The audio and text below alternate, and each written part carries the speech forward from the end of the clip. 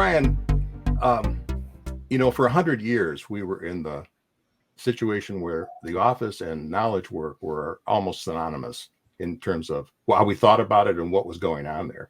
And of course, as you mentioned, there's been this huge change in the last 4 years. And I think we're still in the blender trying to figure this out in terms of how we do what, where, when, and by whom, all that. But what I did find interesting the other day, about a few weeks ago, and we chatted briefly before the show about this article appeared in the journal that working from home could be great with these new features. Now, if you look at the graphic, which is a little small on the screen, I apologize for that.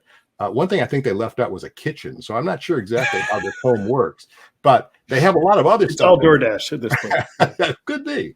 A lot of other stuff within the house that suggests that there is a future for residential environments to be a place where work can be done very efficiently in a situation where all of the ergonomics around it and the furnishings and the technology will support that very nicely. So there is a huge opportunity there for growth. My question is, as we look at this kind of option, and of course there are other third spaces and flex and all that stuff. How do you see this evolving? I mean, you're thinking about this in terms of where your business is going.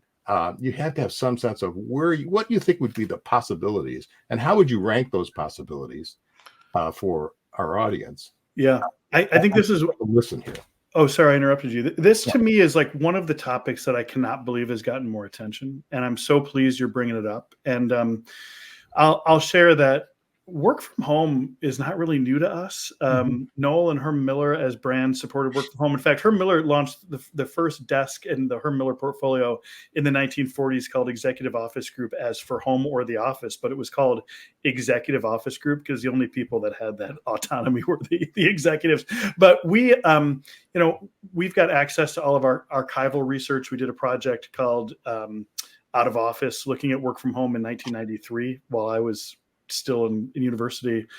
So a lot of history here. We just finished some additional work from home research. I mentioned we've got this data from 34,000 users of our work from home tool, but we also did some ethnographic research studying 100 homes in, I think it was 7 countries over a period of 6 or 7 months. And the learnings were tremendous. And I just had a chance to share a little bit of this at an event called Running Remote last week. And this piece in the journal was like a really good preview for some of what we found. So to net it out, if you look at people working from home, that represents for most organizations 20, 40, 60, 80% of that employee's productivity and health if they're working in a hybrid environment. If they're fully remote, it's 100%.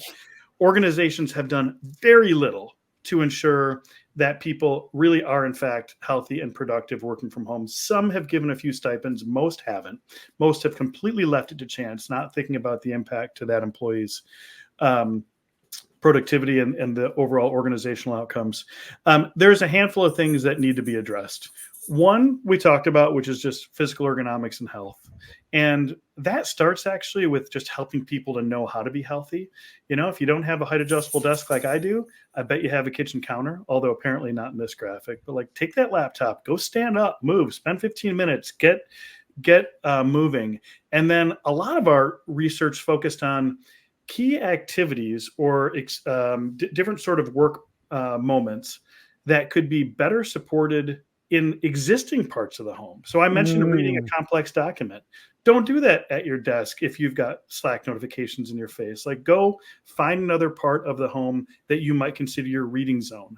We talked a little bit about this idea of having a reference zone, really being intentional about organizing those sort of anticipated resources that you might need and making sure that they're there to help when you need it is it's a simple exercise. Usually it takes a few hours. Most people haven't done it.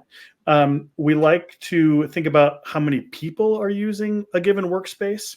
If there's a partner or a kid or somebody else who's also using that space for work or for homework or whatever, having a secondary area where 2 people can be on a Zoom meeting and not interfering with each other makes a ton of sense. Something as simple as if there's multiple users, maybe don't go with the Aeron chair that has tons of individual adjustments. Go with the Cosm chair that adjusts with no adjustments, because you've got people moving through the space.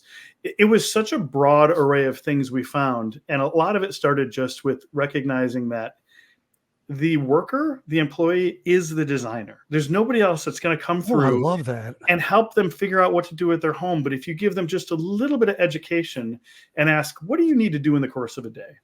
And where might you do this? And it's not just in your home, it's co-working, it's in the office, etc. What you're getting as a result are people that are taking more charge of their productivity and their environment, which I think is huge, but it's very rarely done.